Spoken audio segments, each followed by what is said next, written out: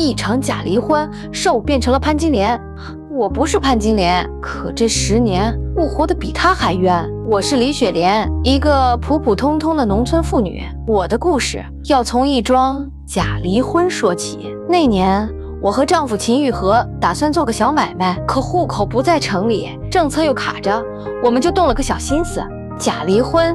想着只是走个过场，过了这阵子再复婚，没想到这假离婚竟把我一脚踹进了命运的泥潭。办完离婚手续那天，我还天真的以为一切都在掌控之中，可没过几天，我就听说秦玉和竟然娶了别人。听见这个消息的时候，我脑子嗡的一声炸了。我不信，他不可能那样做，我们明明说好的是假的，怎么能当真？我心里又气又怨，恨不得立刻冲去质问他。于是我找上了他，他那副不屑的样子我一辈子都忘不了。他说：“你自己签的字，现在又来闹什么？”他把所有责任都推给了我，说我活该。我委屈、愤怒、难堪，这一肚子的苦没处说，眼泪就在眼眶里打转。但我强忍着没掉下来。我不是潘金莲，我不是那种设计男人倒打一耙的女人。可现在这个名声就像个钉子，死死地钉在我身上。我想要个说法，一个公道。我不能让他这么轻描淡写地毁了我，再一走了之。我去找村长，找镇政府，没人理我。他们都说离婚证上白纸黑字写着呢，咋是假的？可这婚是为了办事，为生活，我们2口子合计出来的办法。现在他倒打一耙，这世道还有王法没？我不服，我认死理。我就是那种一根筋的人，只要认准的事情就非要争个明白。后来我甚至闹到法院，递交了起诉请求，我要告秦玉和骗婚，毁我名节。可法院不受理，说这不是法律问题，是私人纠纷。我气得手都在抖，拿着那一纸退回的诉状，我在县政府门前站了3天3夜。人们都说我疯了，说我是个麻烦精，可他们不知道，一个女人的体面、名声、尊严被人践踏成什么样。我没有别的办法，我只能靠我自己。我开始写信给县长、给市长、给省长，甚至写到北京。我用一笔一画把事情写清楚。我告诉他们，我不是潘金莲，不是那种用假离婚骗男人的女人。他们没回，但我知道他们一定会看到。终于，我的坚持惊动了县政府，问我到底要什么。我说我要秦玉和承认那是场假离婚，我要他公开澄清我的名誉。他摇摇头说这事儿不好办，还说你这叫产访，是违法的。说真的，我也累也怕，可一想到秦玉和那副嘴脸，我就觉得自己还有力气再跑一次，再写一封。我不是潘金莲，我叫李雪莲，我不是为了闹事，我是为了活得像个正经人。从县里得不到回应后，我的脚步没有停，我一路往上告，去了省信访办，又去了北京。我知道他们不会轻易理我，我得做点什么引人注意。于是我在大会期间去拦了车，在国家机关门口举着标语。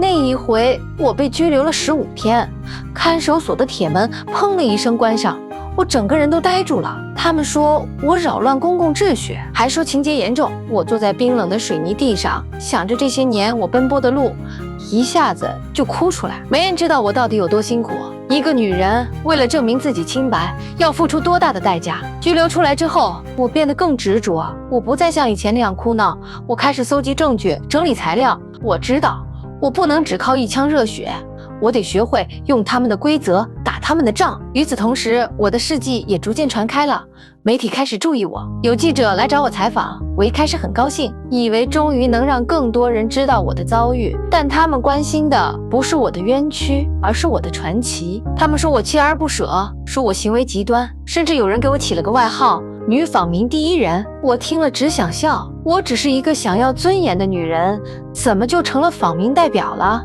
我只不过是想要一句话，一个还我清白的答复，怎么就变成了社会问题？后来省里终于派了调查组下来，他们穿着整齐，带着录音笔、文件夹，一副依法办事的样子坐在我面前。我已经不再像过去那样激动的哭喊，也不再期待他们会给我一个惊天动地的回应。我只是拿出我准备好的资料，一页页递过去，语气平静地说：“这就是我的事，你们要是真的想知道，就看看。”他们问了我很多问题，从最初的假离婚到后来我上访行为的动机，他们听得很认真，不时记录。我知道他们不是第一个，也不会是最后一个来听我说这些话的人，但我还是说了，就像读熟的一本经，闭着眼都能背出来。我说话不再是为了他们，我是在对自己说话，对命运说话。几天后，他们给了我一个书面答复，那张纸我现在还留着，上面写着：李雪莲女士反映问题属实，部分证据不足，建议终止申诉程序。一句证据不足，就像一块砖头砸在我心上。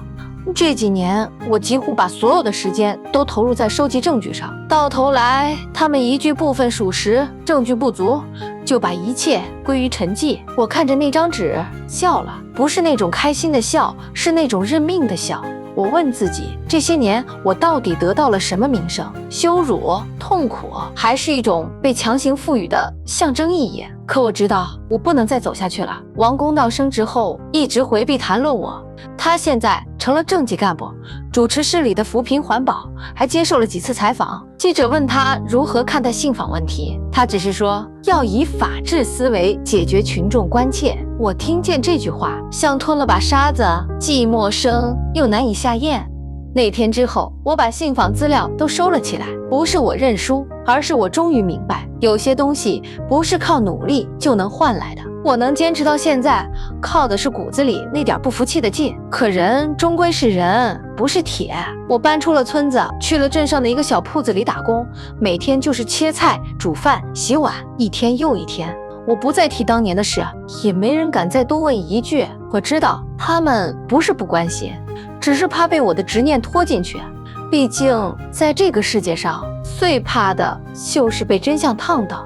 有一天，我在街上遇到秦玉和，他老了不少，头发白了一圈，眼神也没了当年的得意。他看见我，明显一怔，然后低头走开。我没有追，也没有骂，就那样站在街角看着他的背影。他逃得急，好像我真是鬼魂一样。我笑了，我终于明白，原来真正的胜利不是让他说一句对不起，而是我不再需要他这句话。人活一辈子，总要学会和自己和解。偶尔，我还会梦见以前那间屋子，屋外是麦田，屋里是我和秦玉和坐在炕头说话。他递给我一碗热汤，说：“你别生气了，过几天就复婚。”我笑着接过来，然后梦醒，眼角却是湿的。村里的人再见到我，也不再叫我闹事的，他们说我变了，沉稳了。可我知道变的不是我，父不再喊了，不是因为我不委屈了，而是我喊得太久，连自己都听腻了。我有时候坐在铺子门口，看着天色一点点暗下来，太阳总是会落山的，人也一样，闹到最后都是静。我不是潘金莲，我是李雪莲，一个为了争口气活了10年的女人。有人说我这场争执毫无意义，我不反驳，因为他们不懂。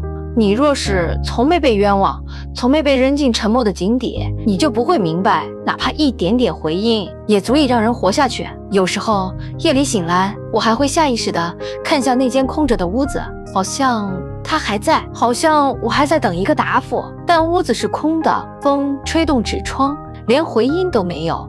我笑着对自己说，我不是潘金莲，可这世界从没想听我说这句话。可哪怕没人听，我还是要说一句，我不是潘金莲，我是李雪莲。